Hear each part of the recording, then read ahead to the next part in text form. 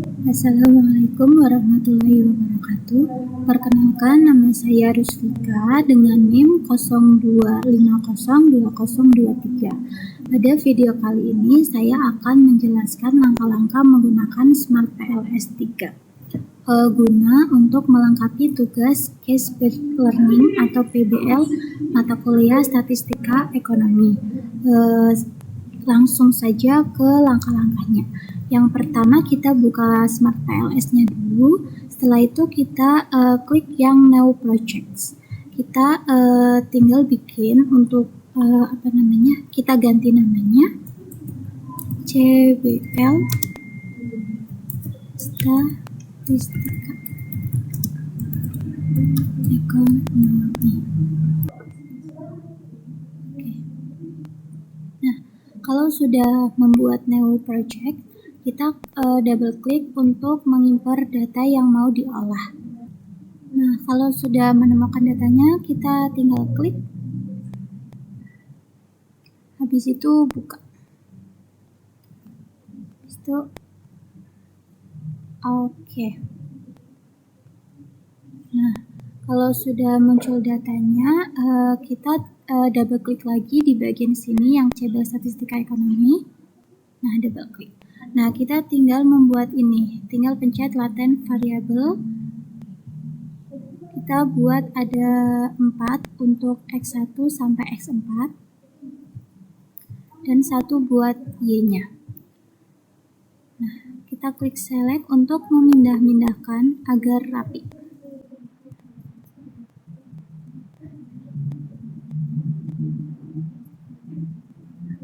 Terus kita ganti untuk namanya. Tinggal klik kanan, rename. Untuk yang ini kita ganti dengan nama X1 sama dengan literasi akuntansi. Kalau sudah, klik OK. Yang ini diganti dengan nama pemanfaatan digital.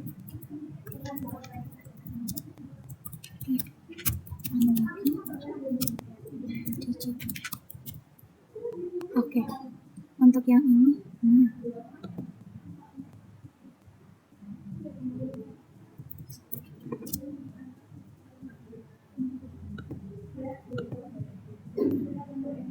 untuk yang ini X3, yaitu motivasi belajar. Klik OK.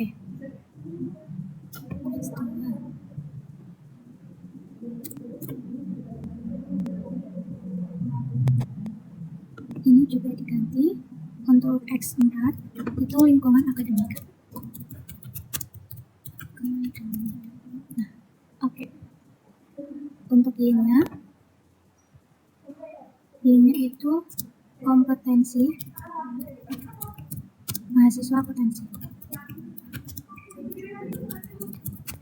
Itu oke.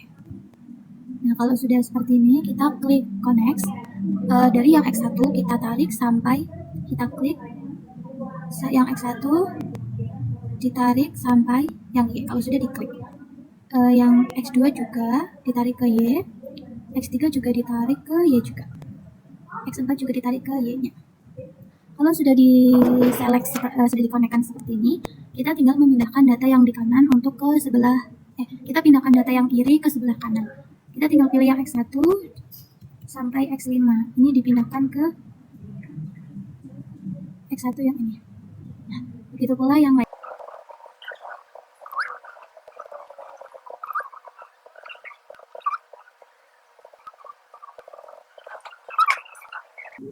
Kalau sudah, kita tinggal merapikan ini.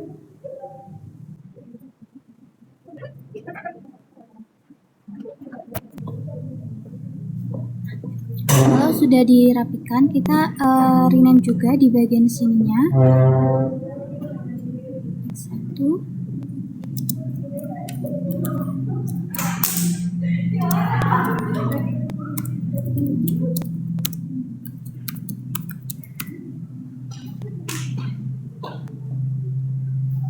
Sampai seterusnya kita ganti.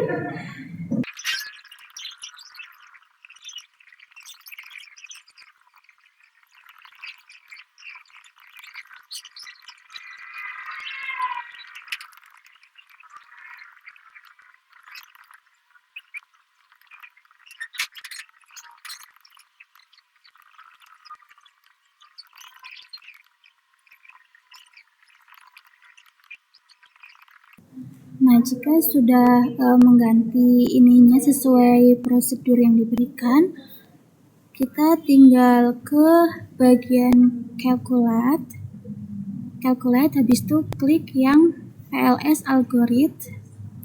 Kalau sudah, kita klik yang start calculation. Kita tunggu. Nah, nanti bakal muncul untuk data-datanya. Kita klik ke yang ini, CBL ini. Nah, ini datanya sudah terkalkulasi. Kalau sudah, kita lagi calculate, terus ke bootstrapping, start calculation. Nah, sudah. Setelah kita mengolah data-datanya, kita tinggal menginterpretasikan untuk datanya. Di sini saya akan menginterpretasikan datanya dimulai dari uji model pengukuran. Yang pertama ada uji validitas konvergen. Kita lihat di yang PLS algorithm. Kita klik yang order loadings. Nah, pada output loading factor ini, order loading, menunjukkan semua variabel indikatornya itu memenuhi kriteria karena ini berwarna hijau, kecuali ada satu yang tidak sesuai, yang tidak memenuhi kriteria, yaitu X2 strip 2 penggunaan software akuntansi, ya, karena ini merah memiliki nilai 0,696, jadi belum memenuhi kriteria. Selanjutnya kita ke tabel yang construct reliability and validity, yang average variance validity ke average variance extracted atau AV. Dari output AV ini menunjukkan semua variabel sudah memenuhi kriteria. Artinya bisa dilanjutkan ke uji selanjutnya, yaitu uji validitas diskriminan. Setelah itu kita ke uji validitas diskriminan, yaitu kita lihat di yang ini, diskriminan. Nah, yang cross loading. Cross loading ini seluruh indikator memiliki nilai loading terbesar pada konstruk masing-masing dibandingkan konstruk lainnya. Hal ini menunjukkan bahwa semua variabel telah memenuhi validitas diskriminan, sehingga setiap konstruk dalam penelitian mampu membedakan dirinya dari konstruk lain dan model pengukuran dinyatakan baik. Selanjutnya kita ke yang ini, Fornell-Larker kriteria. Pada output Fornell-Larker ini juga menunjukkan bahwa nilai AV lebih besar dari korelasinya dengan variabel lain. Contoh, variabel X4, nilai akar AV-nya itu sebesar 0,855 dan lebih besar dari korelasinya daripada variabel lain, misalkan dengan variabel X3. Setelah itu kita ke yang HTMT. Kita ke yang ini, heterotrade monotrade atau output HTMT, menunjukkan semua nilai HTMT antar variabel berada di bawah kriteria 0,90, sehingga dapat dinyatakan memenuhi validitas diskriminan. Nah, setelah itu kita ke uji yang ketiga, yaitu uji reliabilitas. Kita bisa lihat di yang ini, konstruk. Kita lihat yang ini, yang Cronbach alpha. Berdasarkan hasil uji konstruk reliability and validity, semua data, seluruh variabel penelitian memiliki nilai Cronbach alpha di atas 0,70, sehingga menunjukkan bahwa seluruh indikator pada masing-masing variabel memiliki tingkat konsistensi internal yang baik.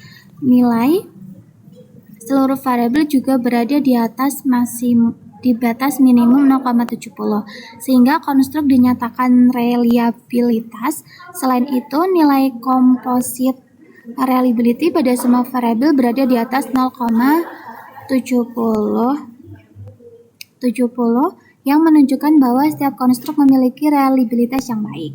Pada pengujian average variance extract yang ini, seluruh variabel memiliki nilai AV lebih besar dari 0,50. Hal tersebut menunjukkan bahwa setiap konstruk mampu menjelaskan lebih dari 50% varians indikatornya sehingga memenuhi kriteria validitas konvergen. Dengan data ini dapat disimpulkan bahwa seluruh konstruk variabel X1 literasi, X2 pemanfaatan teknologi digital, X3 motivasi belajar, X4 lingkungan akademik, dan Y kompetensi mahasiswa akuntansi telah memenuhi kriteria reliabilitas dan validitas, sehingga layak untuk digunakan dalam analisis model struktural pada tahap selanjutnya. Setelah itu kita ke uji model struktural. Yang kita bisa lihat itu di tabel ini yang collinearity statistik VIF. Secara keseluruhan, model tidak mengalami masalah multikollinearitas dan memenuhi kriteria uji kollineari, sehingga dapat dilanjutkan ke tahap evaluasi model struktural berikutnya. Karena ini untuk semua datanya itu kurang dari 3,3, jadi lebih ideal, jadi bisa dilanjutkan ke uji selanjutnya.